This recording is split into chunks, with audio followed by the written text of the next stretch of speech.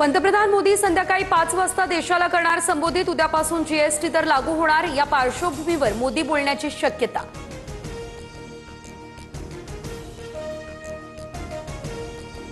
विद्यमान आमदाराला 2 कोटी मिळतात। मी आमदार नसतानाही 20 कोटी निधी मिळतोय। माजी आमदार सदा सरवणकर यांच्या वक्तव्यामुळे वादाची शक्यता।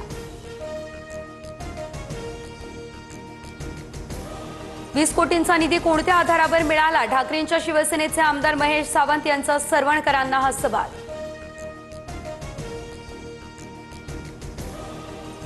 वैयक्तिक नाही तर दादर माहीममधील अनेक प्रलंबित कामांसाठी विकास निधी मागून घेतोय। निधीमुळे विधानसभेतील जनतेचे प्रश्न सुटत असतील तर दुःख कचलं।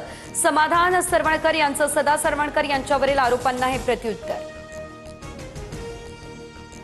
जालन्यात वकील गुणरत्न सदावर्ते यांच्या वाहनावर 4 ते 5 जणांकडून हल्ल्याचा प्रयत्न। हल्ला करणाऱ्यांकडून 1 मराठा लाख मराठा अशी घोषणा। मला कुणीही थांबवू शकत नाही, सदावर्तेंची प्रतिक्रिया। कुणबी समाजाचा 9 ऑक्टोबरला एल्गार मोर्चा। हैदराबाद गॅझेटच्या जीआर विरोधात कुणबी समाज आक्रमक। मोर्चाला कोकणासह राज्यभरातील कुणबी संघटनांचा पाठिंबा।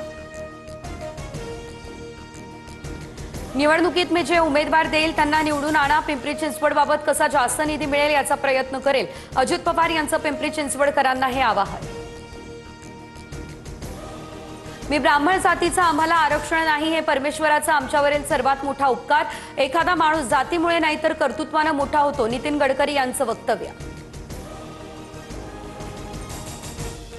सोनं चांदीच्या दरात वाढ सुरू। सोन्याच्या दरात 750 तर चांदीच्या दरात 1700 रुपयांची वाढ। सोनं 1,11,450 रुपयांवर, चांदी 1,31,500 रुपयांवर।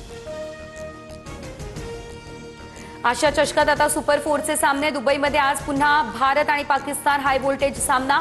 पाकच्या संघासाठी मोटिवेशनल स्पीकरसह मानसशास्त्रज्ञांचं पाचारण।